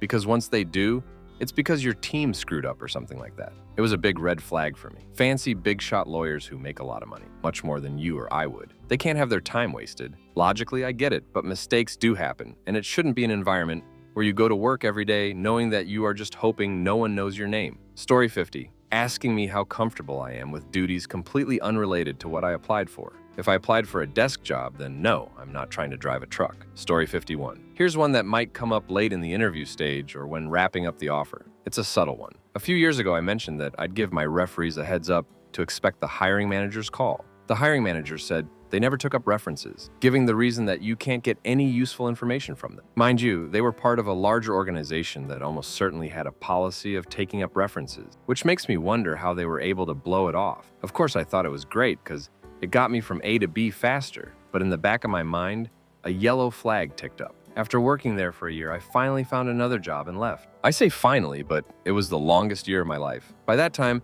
I wondered if he didn't want to take up references because he had a reputation and didn't want my referees warning me about him. Story 52. I've had some recently. The potential future team leader gave away they were not competent outside their technical expertise at all, and this was only their second major job at their 40. They were also dead tired with large lack of sleep bruises around their eyes. They were unable to explain how does the company determine how much are the individual employees worth to them so a proper wage could be negotiated, and ended up telling me it was usually a hunch and it helped to kiss ass of the owners. Finally, the HR person tried to erode my self-esteem by telling me it's not like I have a PhD when I explained that I expect senior wage or remuneration based on billed hours with mutually agreed upon, well-defined tasks. Story 53. 1. Employers refusing to disclose salaries. 2. No benefits as working for us is the only benefit you'll ever need. 3. An owner, manager, demanding to know your stance on interracial relationships or maintaining refusal to serve POC is perfectly acceptable. 4. Mentioning their harassment policy is strictly because it's not our fault women can't take a compliment or appreciate a nice gesture. 5. Owners or managers firing any employee that calls them, asking for help after store hours, refuse to listen to my gut on 2 to 5, as I live in one of those areas. But one has always been a deal breaker. Story 54. I always consider the flags. Dumb questions from the very sweet, very inexperienced initial screener who is just an intern carry very different weight than the same from people who will be your peers, or 2, who you will report directly, who should be well-versed in your shared field. Story 55, long interviews. I remember I had a 2-hour-long interview once with a husband-wife team. It was painful. It felt like an interrogation. After an hour and a half, my partner and best friend were blowing up my phone because they thought I got in a crash on the way home. Then I got the job somehow. I showed up for my first day and the wife looked me up and down and then informed me that I can't have my tattoos. She made me follow her to their dusty attic where she found a too small turtleneck for me to wear. She said I'd have to put it on and cover up when I come in, since I have chest and neck tattoo. I don't know how they didn't realize that when they held me hostage and interrogated me for 2 hours. I walked towards the bathroom and then slipped out the back door. She sent me a please come back email, and I never did. Story 56. When you're constantly referred to as a or the rock star, yet you're clearly carrying the team with your actions, knowledge, experience, and ability to put energy forth, whereas others are simply not. Your employer's ignoring your professional opinion that their requests aren't feasible. Your employer not conducting interviews that qualify potential software engineers to your team. Your CEO literally vomits ideas and then tries to rally the troops behind his 15 times ideas week. You work for a company dealing with the metaverse. You are burnt out. You dread the weekends because you know you have to go to work on Monday and somehow pull a miracles out your ass. Story 57. There are probably many, most of which I have forgot, but one consistent one I have seen that is always a flag is when the substance of the interview basically makes it clear one or more people were complete screw-ups and slash or the competent people left, and they are looking to hire a white knight to come in and play cleanup, long hours, and your deals, cases, sales, projects, etc. will absolutely be under clear extra scrutiny, with not much in it for you. Story 58. One, I nearly walked out as the lady was so rude and abrupt. Basically talked my experience down when I was overqualified, and I asked about the advertised flexible hours, and got told she expects everyone to get there at 8:30 a.m., which is fine, but why say they're flexible when they're not? Another job interview worded the questions so stupidly, I had to ask what one even meant as they were just so overcomplicating the questions for no reason. Story 59. Had one where they told me no health insurance because the owner's on Medicare. All right, well, screw the rest of us, I guess. I can tell all I need to know about the company culture from that. The whole interview was full of red flags, though. That was just an extra amusing one. Story 60. If they hire you on the spot suspiciously quick. Desperate employers are desperate for a reason, and you don't want to figure that reason out after you hired on. Story 61. 3 big ones. I've dodged the first 2, gotten bitten hard by the last. 1, they are focused on the parts of the job that either aren't consistent with the role or are supposed to be a small part of the job. For example, you are interviewing to be a gymnastics coach, and they spend the interview focusing on their employee appreciation group sales packages. That's going to be much more of your job than they are admitting. Or they are going to be forever focused on little tangents instead of the bigger picture, which is difficult to work for. 2, they haven't looked at your application materials, which is often revealed by them asking basic questions that are already well answered by your application materials, or asking questions that just don't make sense about your background, experience. 3, a subtle one that bit me in the ass recently. They are building out a new arm or team, or they are doing something experimental, but are being very vague about how they will be supporting that effort. Oh yeah, we've decided all our new customer success reps are going to be fully remote. Cool, but they should know how they plan on training and supporting people that are testing a totally new method. This will probably be glossed over by, we're still putting the final touches on the details. Don't believe it. Story 62, an interview where the person interviewing me was probably just a stand-in or something. The questions I was asking were out of their league, it was obvious, and they were trying to make it seem like it was my fault for making them uncomfortable. Another interview where at the end they asked why I was applying for a position I was overqualified for. Turned out that the interviewer didn't know that the position I was applying for was to replace him. Story 63. When the interview questions don't match the job description. If they are asking questions about skills that are not mentioned in the job description, then the job is changing, or the expectations are not in sync across interviewers. Get clarification from the recruiter right away. It was a flag, but doesn't have to be red unless you fail to pick up on it and address it before an offer. Story 64. A big red flag for me is when they start asking about drama, whether or not you've worked with people you don't get along with. Every job that has asked me those questions ended up being so toxic, I just walked out of shifts. Story 60 feet. Companies who string you along for 5 to 8 interviews and decide to go in another direction or with another candidate. I try very hard to weed those employers out and look for the signs each time. Story 66. Hiring manager bad-talking previous employees, especially when they think most/all of them sucked, tends to show they'll think the same of you no matter what you do. Story 67. Calling references without any heads up or immediately after the first interview. Let me decide it. I want to continue with the hiring process first. It's too rushed. Story 68. I should have walked out of an interview I had a few years ago. I showed up on time, early, and they were late by several minutes. They didn't bother to apologize or anything, and I was forced to wait by sitting in a small, uncomfortable chair. As soon as the interview started, they were still talking to each other about irrelevant topics. After they finished and finally focused on me, they started to inquire about my experience. Nothing wrong with that, but they insulted my previous profession that I loved and was very good at. When I asked him why he likes working here, his answer was because I like money. On multiple occasions were they highly unprofessional and I should have walked out. Story 69.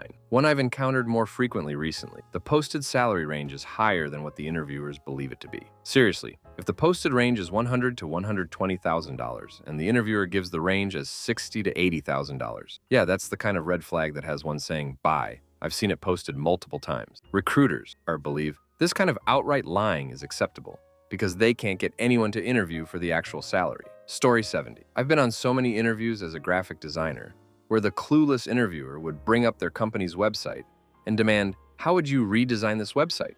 Because, hey, graphic design and UI design must be the same thing since they both have design in them, right? Story 71. For non-hourly jobs and offer. After the interview, shady about why the position is open, won't discuss salary or gives a vague range. Team players go getter phrases. Story 72. Another one I've encountered more than once. Interviewer asks a question. Me starts to give a useful answer. Interviewer cutting me off. Yes or no? Story 73. 1. Not caring about relevant experience or lack thereof. Don't get me wrong, it's nice when an employer is willing to give someone a chance. But if they don't seem worried about it at all, then that suggests there's something awry. 2. Refusing to talk about money at all. Sure, this shouldn't be the first thing out of your mouth, but if the interview is going well and they're elusive when it comes to pay, that's a red flag, especially if they didn't even give a range in the job ad. 3. Repeatedly talking about the work environment being purely a meritocracy. First of all, that's never true. And second, that's usually a code word for wages made by commission only. For some people, this might be okay, especially if it's high-level sales. But if you're new to the workforce, this is probably some MLM scheme or something that's going to be potentially dangerous and earn you very little, such as door-to-door sales. 4. Changing the job description on you once you're in the interview. This is a classic bait and switch. Now, sometimes this could actually be a good thing, but usually it's not, and you need to be exceptionally careful about proceeding at this point. 5. Asking incredibly moronic questions. If they're repeatedly asking you questions like, what animal would you be? Or if you could only eat one type of food, what would it be? You might want to rethink this job. Chances are they're not going to hire you anyway if they're asking this drivel, and instead trying to waste time without appearing rude. And even if they did want to hire you, you'd have to ask yourself what working for someone who genuinely considers these legitimate questions would be like every day. 6. If they're flat out rude, this is a deal breaker for me. One time a hiring manager actually started making fun of me because I'm originally from Texas. He wasn't even asking misguided questions, but was making fun of me as if we were kids at recess. There was no way I'd work for someone with that mentality and lacked any self-control or professionalism. Story 74. At the time I was finishing school and my internship, so I really wanted to find a job quickly. A law office contacted me for an interview and emailed me the address of the office. It turned out to be the wrong address, as when I found the place, it was an apartment building. I had to dig through the internet quickly and found the right location. I ended up being late to the interview, but they still took me in anyway. Their excuse was that they just changed office locations, so I let it slide. But now I should have known that this showed that they were severely disorganized, as their old address was not even close to the wrong one I was given. The partner of the law office who was interviewing me was promising all of these perks, which is normal. But another red flag was when he said that everyone is like family. But the biggest one for me is being hired on the spot, which I know has worked out for others. But something was telling me that this wasn't right. He also didn't give me an employment contract, which in my opinion is another red flag, as this usually protects both the employer and employee by having something in writing and in the state of how quickly he just hired me. Long story short, I left after 2 months as it was just a toxic place to work at and there were pay issues. This was a record, as people usually left that place at 6 months. I found out that the reason why he hired me and another paralegal on the spot was because he needed people badly, as his staff kept on leaving constantly. So yeah, we'll definitely keep these personal red flags in mind for future interviews. Story 75. Just had an interview. One of 2 interviewers was late. The one who wasn't late hadn't read my resume or cover letter. Job posting had enough tasks in different fields to justify 3 people being hired. Visual arts teaching, scheduling, budgeting and financial reports, networking and establishing partnerships, recruiting and training, business startup duties. Neither interviewer could describe what my day or week would look like and said, "It's up for me to decide and let them know where I need to spend more time." Job posting said 35 to 40 hours flex per week. The interviewers then said, "It's a monthly salary. Sometimes you might work 50 hours a week, and then we will give you a day off when you need to make up for it." When I said I had no business experience and was applying for the visual arts and social media presence teaching aspects of the job, which seemed like the majority based on the description, they even said, "It might be difficult for us to find someone who has done everything required." No crap. Anyone with experience in all of your requirements is making 6 figures somewhere, not the $25 to $30 you listed. Story 76. While I was still early in my career, I was interviewing with a very well-known scientific equipment company. I turned down a job because they put me through 3 hours of interviews with multiple different people after making me wait 30 minutes for anyone to talk to me. Only one guy was even nice to me. The hiring manager was kind of an ass. He told me they brought me in for a test that I didn't even know how to run and basically accused me of misleading him. I had not. As this was going on, I was in the lab around the working team. They looked so miserable and stressed. One chick looked like she was steps away from tears. I passed their BS stress test interview format. They called me to give me the job. I said no and kept looking. Best decision I've ever made. I didn't even wait to hear the dollar offer from HR. It was a hard no for me, ever stepping back in that place. Story 77. Words like dynamic, fast-paced, high throughput seems like a lot of euphemism for a company that's always in crisis mode, and disorganized, without adequate personal and resources to meet their client needs. I see this a lot in the startup culture, where job roles and responsibilities aren't super well defined. This might be a good learning and growing opportunity for some people, but I prefer to work for places with well-established roles, preferably somewhere that has multiple employees doing the sharing responsibilities for the same job with a well-organized job training mentor program. Story 78. So many red flags, but here's a few. We are family. False sense of cohesion. Work hard, play hard, overworked. More than 3 interviews, indecisive. Weeks between interviews, no mutual respect. Rude, aggressive, no mutual respect. Late interviewer, no mutual respect.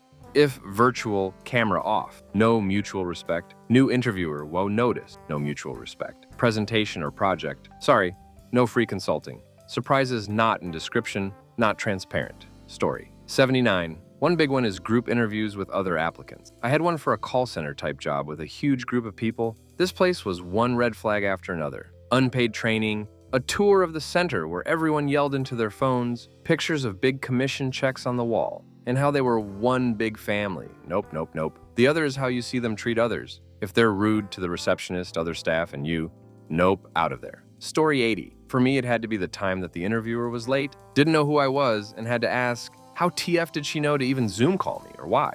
Took a phone call in middle of the interview, and then told me that I would actually be asked to work at a different facility than the one I applied to, and there were job duties not listed in the ad. I said, thank you for your time, but I'm no longer interested, and hung up. Story 81. One time, to prepare for an interview, I Googled the man who would be my manager should I get the job, assuming he would be involved in the interview. In the top few search results was his blog. It was filled with highly graphic sex stories. I assume fiction, but who knows? Not a problem, except that these stories were about him having sex with his coworkers at their workplace. Giant red flag, to say the least. Story 82. Asking interview questions that are not in scope for the role. I was interviewing for a principal system administrator, Windows, VMware, storage, backup, and the interviewer started asking how to program Java/.NET and network questions. I closed my notebook and started to leave. And I crap you not, she asked. All IT is the same, isn't it? Story 83. If they mention offshoring to a country that pays a quarter what your job would get paid, just end the interview right there. Ask them how much of their workforce is employed by external vendors. And if it's a high percentage, you know your job is on the cutting board, as they don't believe it's critical to their business model. Story 84. Getting hired too fast. Made the mistake where I am now.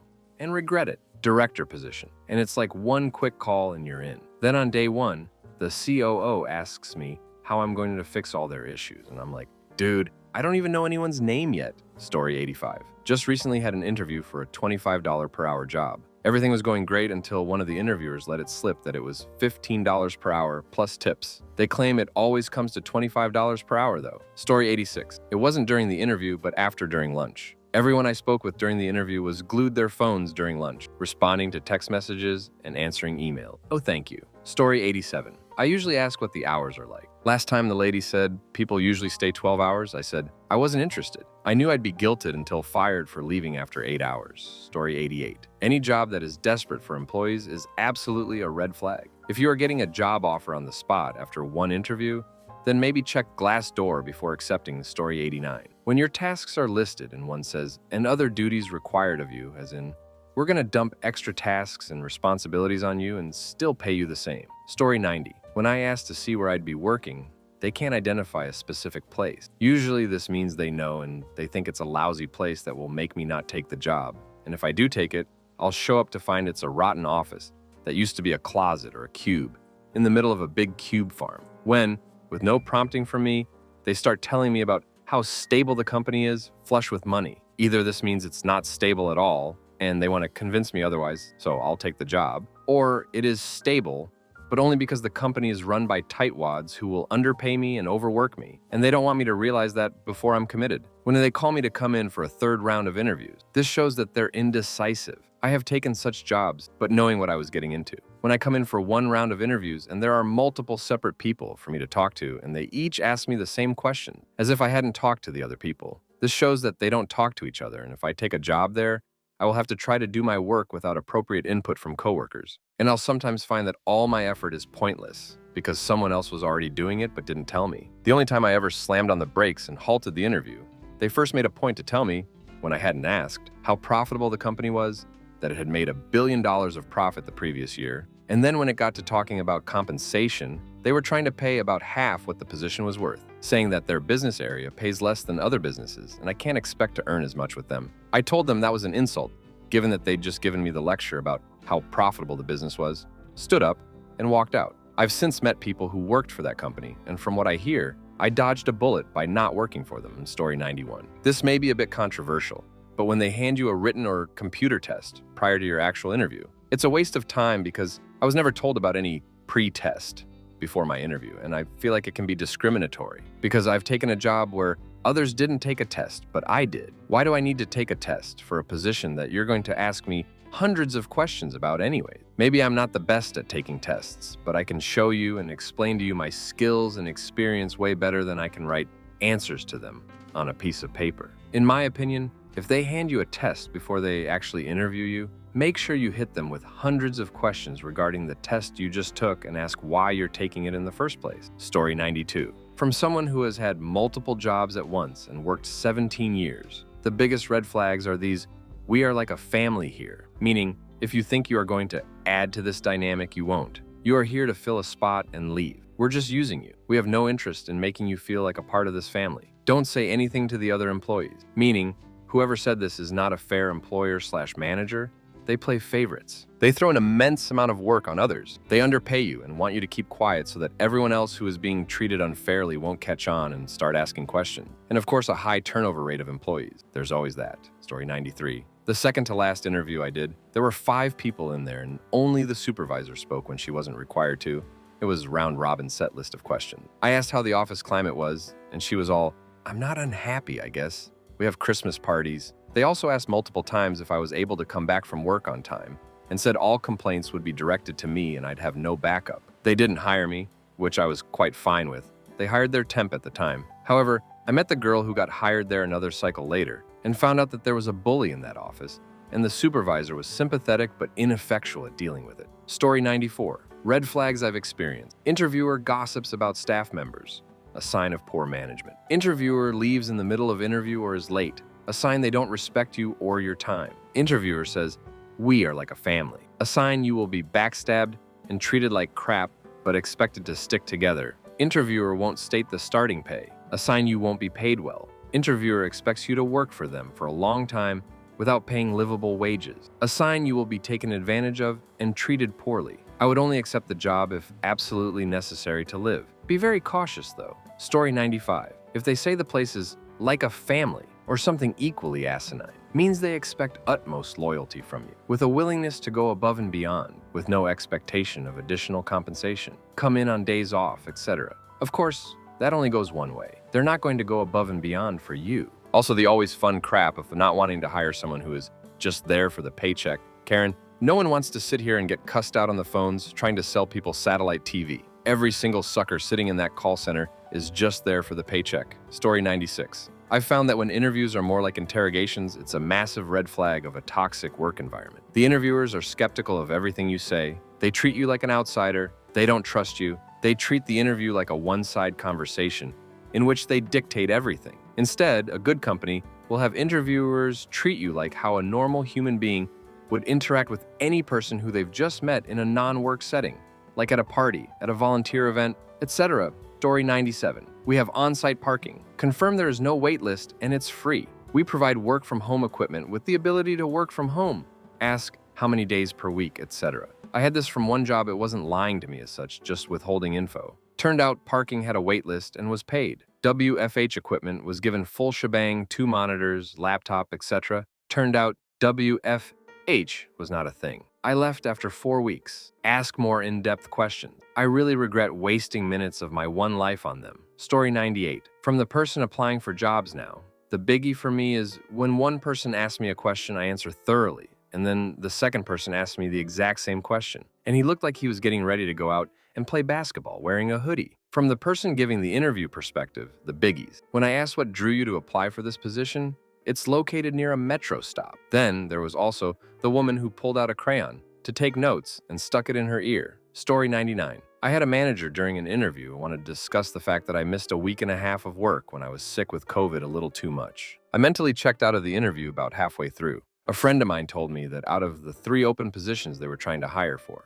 none of them got filled because the manager was so obsessed with being under budget. He told me I dodged a bullet by not getting the job. Story 100. When they ask what time of day would I like to work, but then proceed to tell me that they don't have a fixed time for you to clock out. So I could be working 10, 11, 12 plus hour, 5 days a weekend. Just had an interview yesterday for a job, told them I can work 6 to 7 a.m. to 2 to 3 p.m. They told me I can clocking around 6 to 7, but I have they to clock out when they are ready for me to clock out. Story 101. When the person interviewing speaks over me or interrupts my answers to questions they ask or tries to finish my sentences. It's happened a few times, and I'm sure they're in a hurry and just trying to get through a lot of interviews. But I don't enjoy being grilled, and it tells me that they aren't seriously considering me for the position anyway. Story 102. At the end of the interview, when they ask if you have any questions, I always ask at the very end, why do you like working here? If they stumble a bit, that's a yellow flag. If the only thing they can say is, the people, huge red flag. You want them to talk about what the company does that retains them. Story 103. I recently did a nursing interview as a consultant for insurance.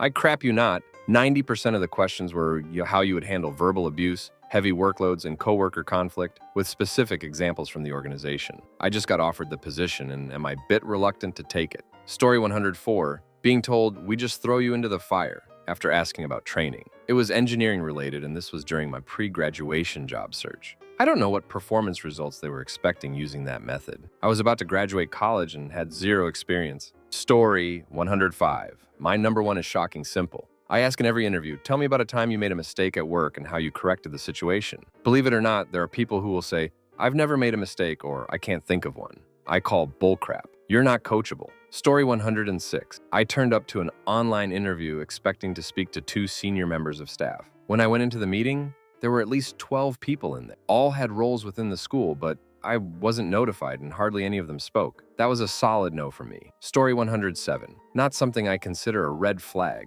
but my old manager would not move forward with a candidate if they mentioned they wanted to have kids or were actively trying. She didn't want to pay for maternity leave. My advice would be to never mention that during an interview. Story 108. They openly told me that they like to challenge you and see how much you can handle. It was a senior accountant role at a 120 million manufacturing plant. I'm guessing that they want you to take over the cost calculation at the whole plant. Story 109. Negging asking. What do you love about your job? And their expression breaks. Being unable to answer why the role is vacant. Justifying low salary with, we want people that are passionate and care more about the mission than salary. Story 110. I was once interviewed, and she said I could have whatever job title I wanted and have as much flexibility in my work as I wanted. Sounds great, but was obviously too good to be true and ended up being a huge red flag. Story 111. Hearing someone say, "We're like a family here," usually makes me walk. Translation being, there's lots of drama and favoritism, and you'll be working your ass off for less than you're worth. Story 112. A high turnover rate, asking personal questions. Some people want to get to know you and some use it against you.